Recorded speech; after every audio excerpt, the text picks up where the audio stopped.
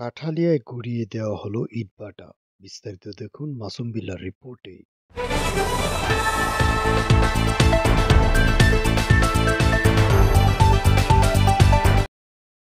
ঝালকাঠির কাঠালিয়ায় ৫টি অবৈধ ইটভাটায় অভিযান চালিয়ে ভাটা বুলডোজার দিয়ে গুঁড়িয়ে ১.৫ লক্ষ টাকা জরিমানা করেছে ভ্রাম্যমাণ আদালত।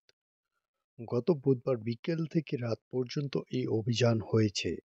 এই সময় বুলডোজার দিয়ে অবৈধ এসব ইটভাটাগুলো চুলা, চামচেনি ও কাঁচা ইট গুঁড়িয়ে দেওয়া হয়।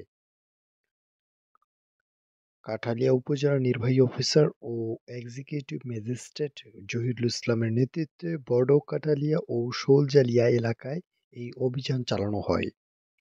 অভিযান চলাকালে অবৈধভাবে ইট তৈরি ও ভাটা স্থাপনের অপরাধে শোলজালিয়া ইউনিয়নের এস ব্রিক, এমসি ব্রিক ও এম ব্রিক্সকে অভিযান চালিয়ে প্রতি ইটভাটাকে ৫০,০০০ টাকা করে মোট ১.৫ লক্ষ টাকা জরিমানা করা হয়। এছাড়াও কেবিএফ ব্রিক্স ও মেসার্স কেএসবি ব্রিক্স বুলডোজার দিয়ে গুঁড়িয়ে দেয় অভিযান পরিচালনাকারী টিম। অভিযান পরিচালনাকালে উপস্থিত ছিলেন ঝালকাঠির পরিবেশ অধিদপ্তরের কর্মকর্তা মোহাম্মদ আমিনুল ইসলাম।